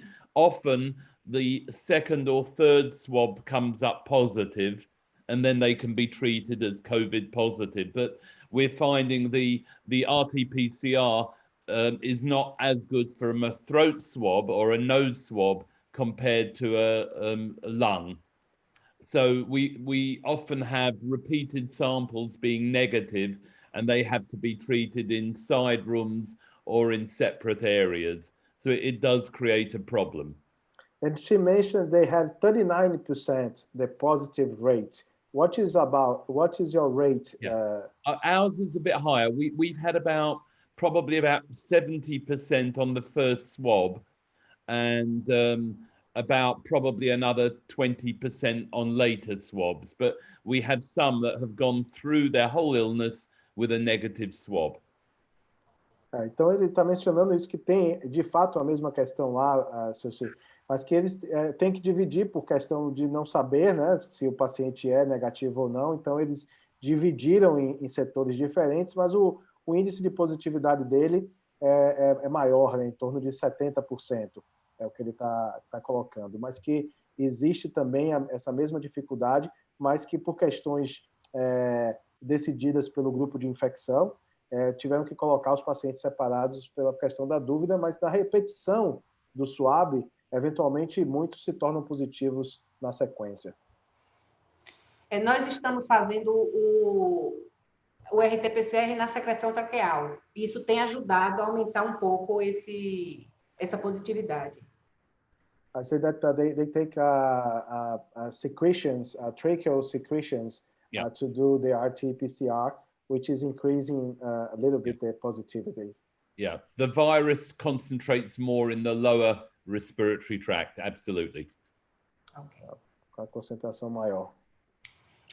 Nós estamos participando do ensaio clínico da Organização Mundial de Saúde, em que os pacientes são consultados, eles assinam um termo de consentimento, ou ele ou a família, e eles entram para 5 braços. Nós estamos testando lopinavir, ritonavir, hidroxicloroquina, remdesivir e lopinavir, ritonavir com interferon alfa. Mas, porém, a gente não recebeu ainda todas as medicações. Nós estamos utilizando apenas hidroxicloroquina e lopinavir, ritonavir, porque já estamos com essa medicação no hospital. The hospital is participating in the international trial proposed by the WHO with 5 arms, with lopinavir, ritonavir, hydroxychloroquine, and denzenavir. But the whole... como? Remdesivir. Remdesivir. I'm just a surgeon, so to say all these medications will be different from me. But you know, there are 5 arms with different drugs. The antiviral drugs include the hydroxychloroquine. But what's happening? Not all the drugs came through yet. Yeah. So they are using basically more the lopinavir and the ritonavir, and the hydroxychloroquine is also available. It's a big deal here about hydroxychloroquine. It becomes like a political drug. I don't know if you have the same issues in unfortunately, there are 2 observational studies that show it makes no difference compared to patients who didn't get it. And I've heard, I haven't seen the paper, but I've heard that a paper's coming out soon in the New England Journal showing no benefit from hydroxychloroquine. Isso aqui tem 2 estudos observacionais mostrando nenhuma diferença, e paper que está para sair no New England também, que não foi positivo para o uso da hidroxicloroquina. Nós tivemos aqui 2 pacientes do braço de hidroxicloroquina que tiveram que interromper o tratamento por causa de alteração eletrocardiográfica. 2 patients on the hydroxychloroquine arm so far, they had to interrupt the treatment because they have some cardiac effects. Yeah, unfortunately, especially if you give antivirals as well, or the antiretrovirals and hydroxychloroquine, you can increase the QT interval on the ECG. And you can, as Dr. Nunez is saying, you can get arrhythmias, bradycardia, tachycardia, torsade de pointe, etc. So our practice in the UK is not to use any of these drugs at all outside trials, and we've not had the problems that I've heard of in other countries. Italy, for example, were noticing a lot of problems. Está colocando que a combinação da hidroxicloroquina com outros antivirais também tem o efeito de alargamento do QT torsade de points, diferentes efeitos colaterais. Então, a regra geral na Inglaterra é não utilizar a medicação fora de ensaios clínicos. E, assim, dentro desses ensaios clínicos, a droga vem sendo utilizada, mas vem se evitando problemas como esse que você narrou, fora do contexto científico, por uso, entre aspas, indiscriminado da droga. Então, a regra na Inglaterra é uso dentro de ensaios. Do ponto de vista de material médico hospitalar, o que nós estamos tendo mais dificuldade é com EPI. Geralmente, a gente recebe a quantidade de EPI que utiliza 2 a 3 dias. E, principalmente, capas impermeáveis e algumas máscaras. Mas estamos tendo, especialmente, uma dificuldade para a compra de traquequé, que você faz a aspiração do paciente de uma forma mais segura. Né? São as coisas que a gente está tendo mais dificuldade. O restante ainda não. Inclusive, o hospital está com todos os leitos já com respirador e com bomba de infusão e essas coisas todas.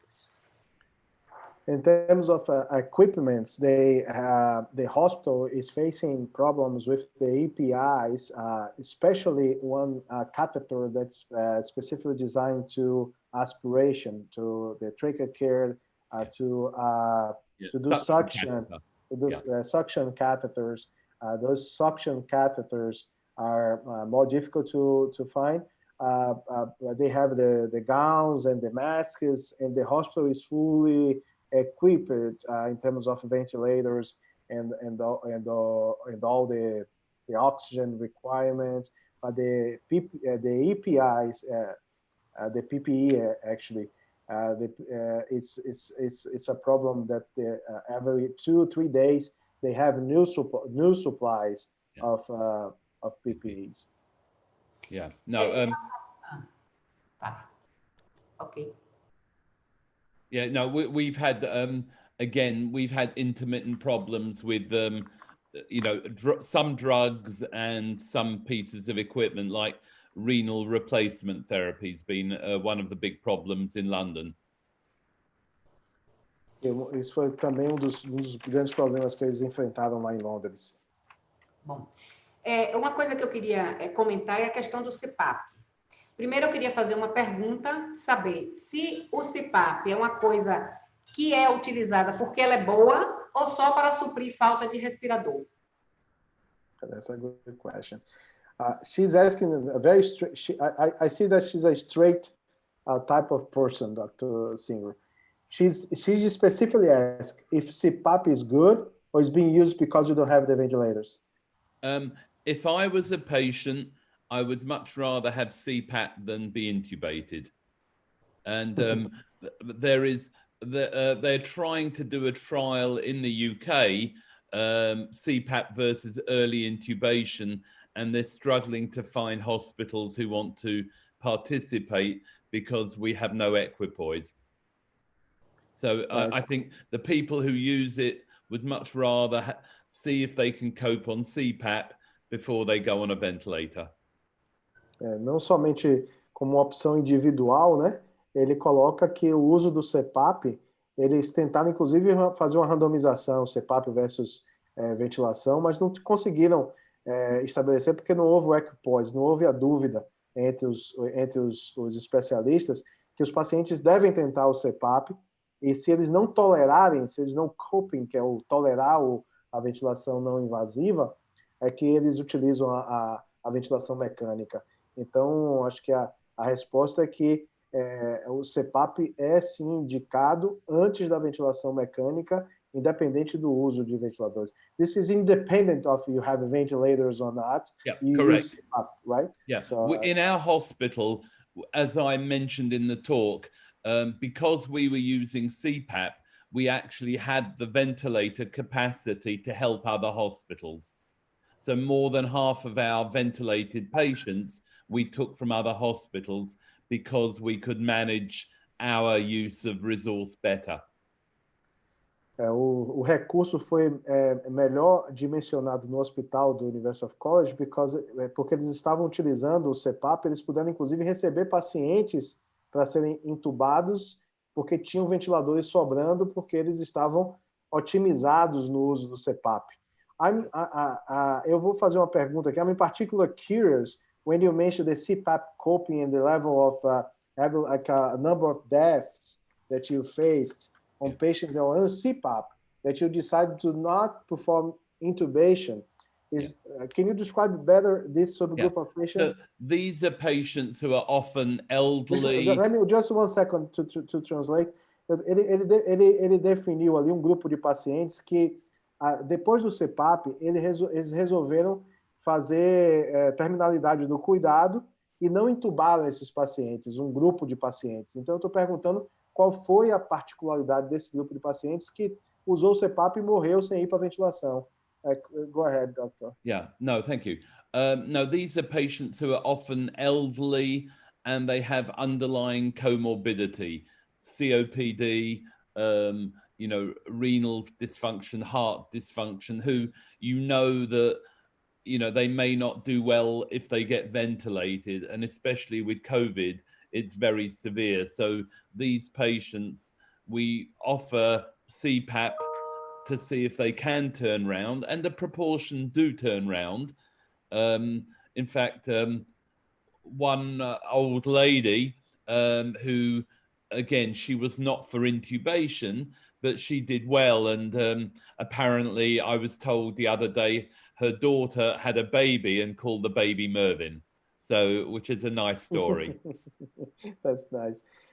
Ele está falando que é grupo de pacientes que eram muito idosos, com comorbidades extremas, que não iriam bem mesmo com a ventilação mecânica por outras comorbidades, mas que também teve grupo de pacientes que conseguiram fazer o turnaround, a recuperação, e ele cita aqui uma história de uma senhora que eventualmente melhorou e teve filho, e teve uma neta, né? E o neto foi batizado com o nome dele, com o nome Mervyn, o que é uma história que ele está feliz em compartilhar conosco. Que bom. Uma coisa que eu queria falar é que nós estamos tendo apoio de todas as secretarias. E a Secretaria de Ciência e Tecnologia mandou um engenheiro para a gente, e a gente está testando um circuito de CPAP com filtros que você diminui a possibilidade de aerosolização e diminui a possibilidade, portanto, de contaminação da nossa equipe. Que eu vou pegar o e-mail dele e vou encaminhar para ele conhecer que é uma coisa muito simples, que você usa com as coisas que você já tem no hospital, faz esse circuito e é um circuito mais seguro. Oh, that's good. He said that the hospital, as a public hospital, is having a full support from different departments in the city.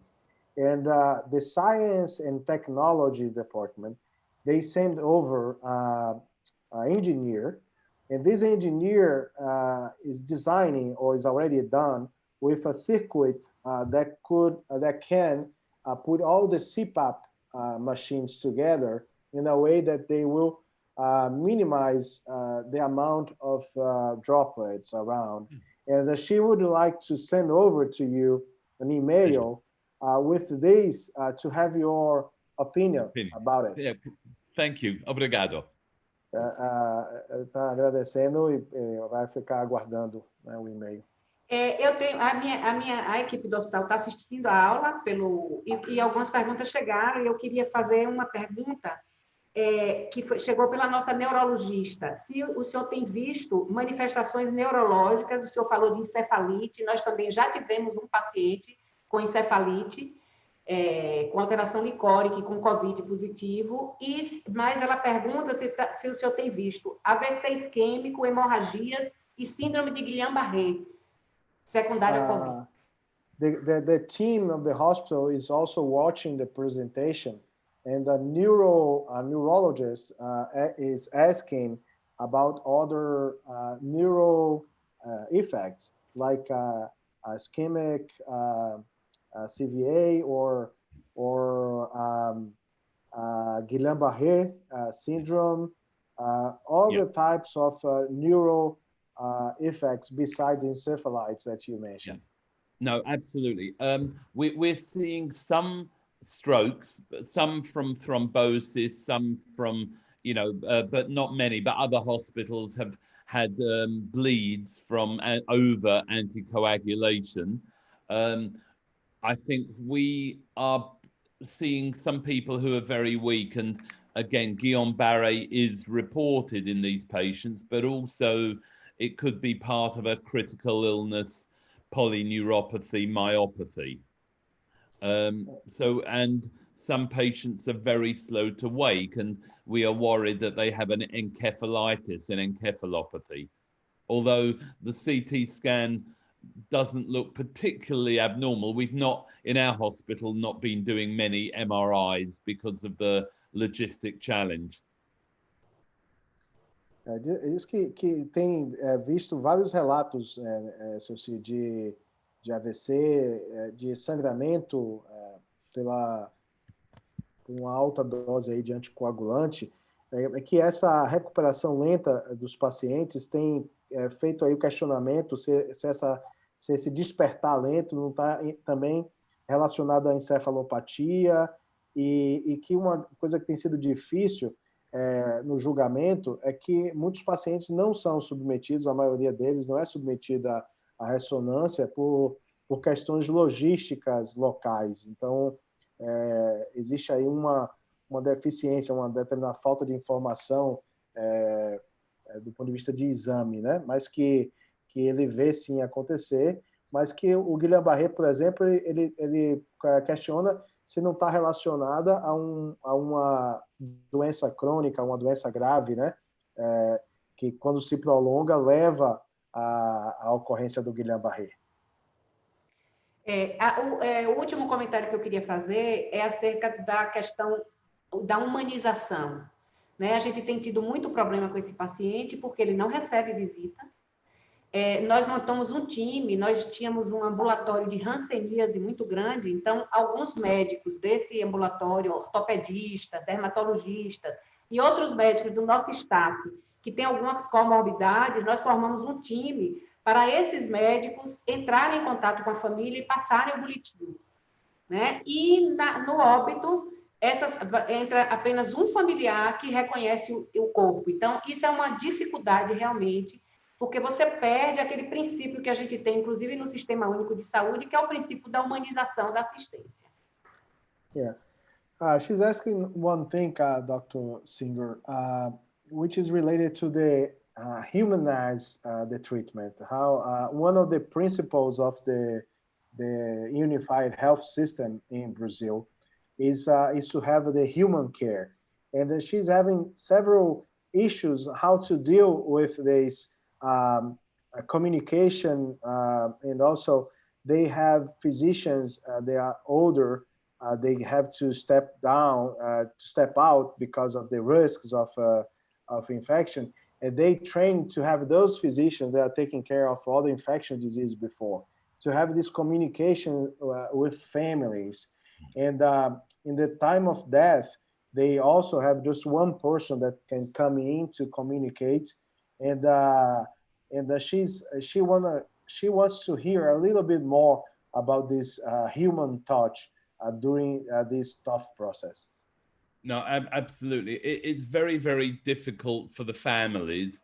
And so we have trained people. In fact, we have our oral surgeons, our dental surgeons are helping.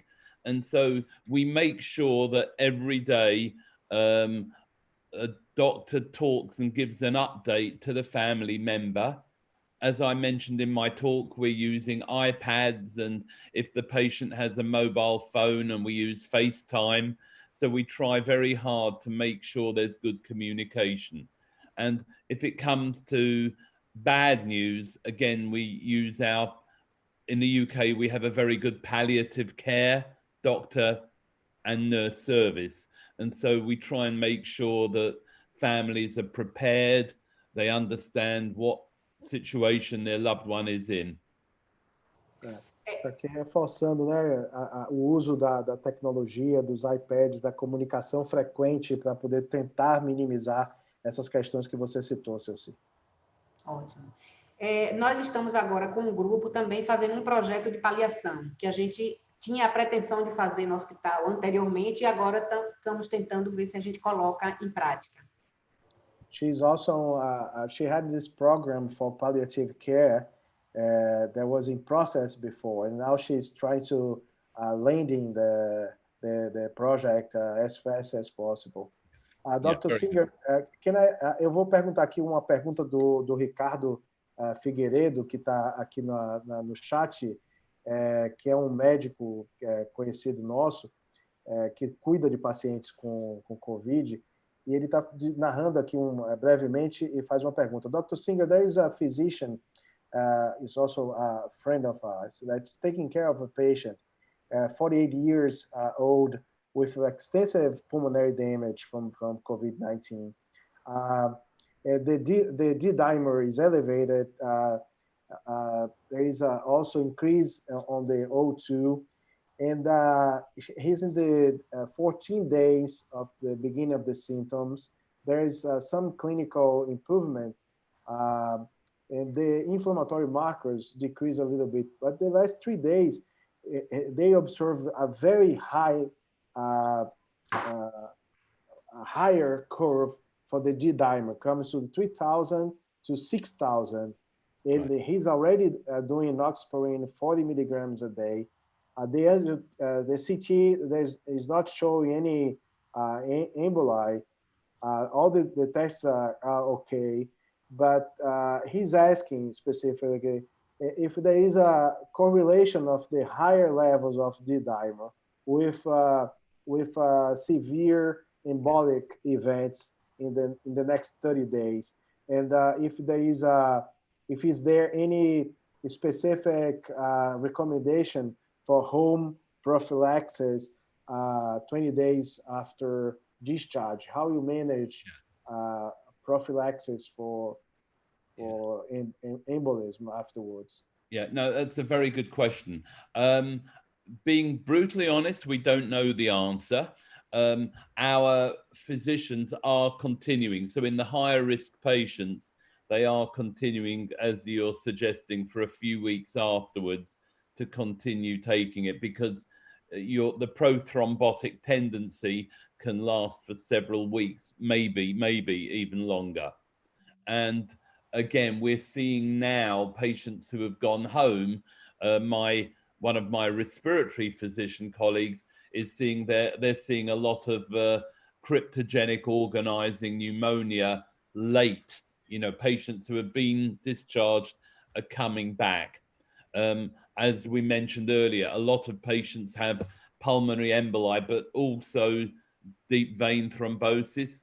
So we're often looking, when they have like your friend, a rise in D-dimer, we use that as a trigger to do ultrasound of the legs as well, if we're worried, to look for pulmonary emboli. Many of these patients on post-mortem have microvascular emboli. So they may not appear on a normal CT scan. We're looking also at echocardiograms to see if there's right ventricular strain, right ventricular dysfunction. And if there is, in the absence of severe lung disease, again, we're using that to increase anticoagulation. Ok.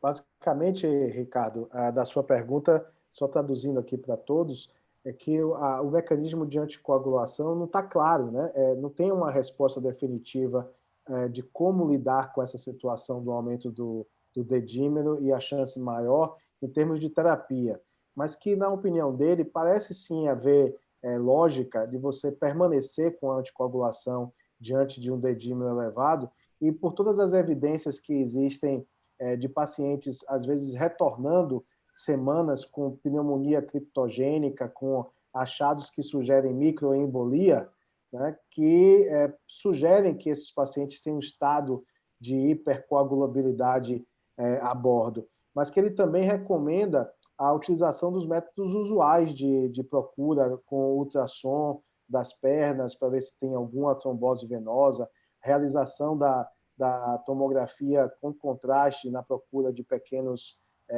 episódios embólicos, né? E que, portanto, apesar de não ter uma resposta definitiva, parece sim haver uma lógica e um racional de permanecer com a anticoagulação por algumas semanas após a alta desses pacientes. Bom, eu queria agradecer muito a participação do professor Singer. Foi excelente a apresentação. Eu acho que a gente precisa realmente trocar essas experiências. Vocês já estão à frente da epidemia. Nós parece que não chegamos ainda. Nós estamos na curva ascendente da epidemia e dizer que acho que foi muito proveitoso para todos. Doctor, so she's mentioned how grateful she is, Dr. Singer, of your presentation. Exactly mentioned the same aspect that you mentioned before. You are ahead of us in terms of epidemiology. Dr. Barreto is an epidemiologist, and I understand fully why he's putting us together, because in terms of epidemiology, you are ahead of us, and you can give us input about a possible future. We believe that we are in the ascending curve, and we're gonna face problems like you mentioned, and it's important. Yesterday, I wanna ask one specific question, Dr. Singer. Of course, I saw your great background on sepsis, and yesterday I was with a group of physicians talking about this disease. And I asked a question that I will repeat this question to you. Based on your experience, is this a completely new disease, totally different of all the pneumonias and all the hard infection that you have faced before? And this is a point. And to face this problem, you need to face this problem with the same background you had before, or the knowledge you think in your gut feeling that we're gonna have a different way to treat this specific disease in the near future? Yeah, no, I think that's a great question, Ricardo. I think without any doubt, it's a different disease, you know, and it's certainly in the intensive care world, everyone acknowledges the way these patients behave. It's completely unlike anything we've seen before. And I think we adopt the general principles of intensive care, you know, which is first do no harm, try and minimize ventilator-induced lung injury and so forth. You know, there's a balance between not having the patient too wet, but not having the patient too dry and compromising the kidneys. So all the basic principles still hold, but many things we don't understand, you know, or we don't know quite how best to deal with it. Anticoagulation, for example, the best way to ventilate, what adjunctive therapy to use, the role of steroids. So many questions, we're not sure what the answers are. So we are very dependent on, like we've learned from Italy, China, you know, hopefully Brazil can learn from Spain, UK, US, who are, as you say, ahead of you in terms of the timeline.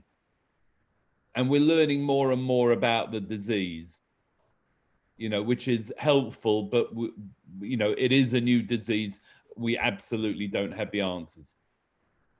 Eu perguntei basicamente se essa é uma nova doença, né, Dr. Barreto, e somente traduzindo aqui para o público geral, se, como o Dr. Singer, ele tem uma história muito intensa no cuidado da sepsis, é autor de livros importantes em sepsis, conhecido no mundo do cuidado intensivo e da infecção, se essa é uma nova doença e se a maneira de cuidar vai também ser nova completamente. Ele responde que sim, que sem dúvidas é uma doença diferente de todas as outras que ele já viu, que a evolução ela surpreende em vários aspectos do ponto de vista evolutivo, como que esses pacientes evoluem, surpreende a todos que já cuidam de pacientes com síndromes respiratórias graves, mas que os princípios gerais da terapia intensiva permanecem. o princípio hipocrático geral, que de primeiro não lesar, que o tratamento não pode ser pior do que nenhuma doença. Então, do not harm é um princípio geral que deve ser preservado.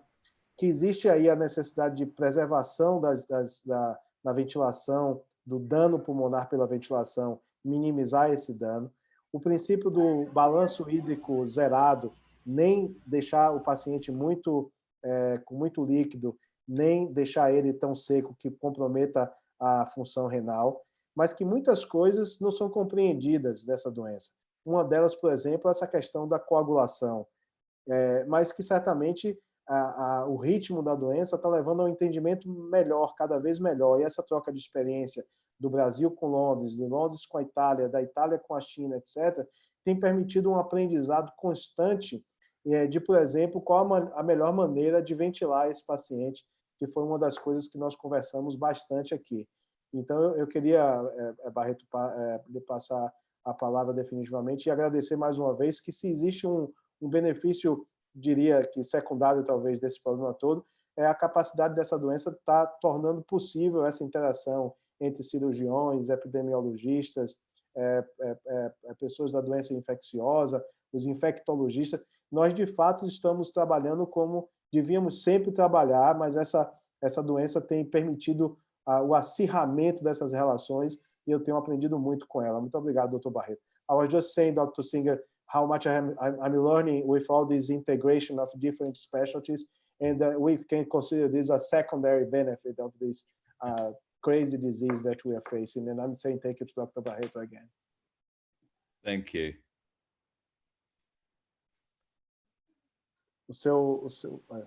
Yeah, I'd like to say thank you. Yeah, Pleasure. really was fantastic presentation. Yeah, I'm a doctor, but not a clinician myself. Yeah, but I learned a lot. Yeah, and I have had the opportunity to talk with the different people and also try to understand. Yeah, a lot of misunderstanding that clinicians and the other people spread around the disease, that this creates a huge confusion.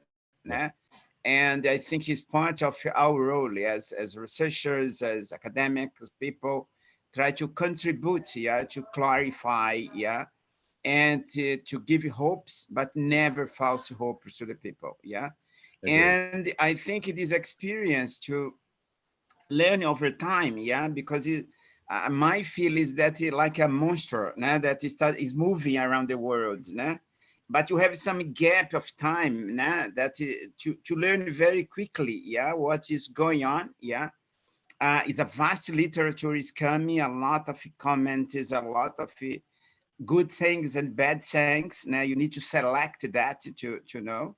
I use that something like decipher me or I devour you. I think you are in this situation, or you decipher this epidemic or the epidemics will devour you. Then I think this example that you gave, when you try to learn from the Chinese and Italian colleagues, to apply to your system in London, I think it's something similar that you are trying to do here. And for example, here in Bahia, you have a very large group of academics, researchers, students, that are involved in a very large network, try to understand the epidemics in different angles, the health system organization, the dynamics of the epidemics, the clinical implication, and discuss all this therapeutic approach, in a integrated way, like Ricardo talked, try to integrate knowledge, understand this is a very complex phenomenon that involve a different perspective of looking and need to be clarified as soon as possible, not to be devoured, or at least to mitigate a bit the dangerous effect of the epidemic. Then I'd like to say thank you very much. You're part of this network of learning. I think there was a lot of people connected. In the moment there was more than 130 people. I can't read it to you, but there is a lot of people that really give, say how impressive they are and how much they learn, and how acknowledged they are for your presentation. Then I would like to, in my name, in name of COC, thank to Ricardo for this beautiful translation, very clear translation, that make possible to communicate better with these people. The people don't trained in English, and in the name of the people that was looking for your presentation, and a lot of them express, acknowledge, I would like to transmit to you, this collective, appreciation for your time and your experience to share with us. And I hope you have opportunity in the near future to have your other discussion, and certainly COC will be in contact with you and the other groups, to ask new questions and try to clarify other questions. Then thank you very much. Great pleasure. Until our next opportunity.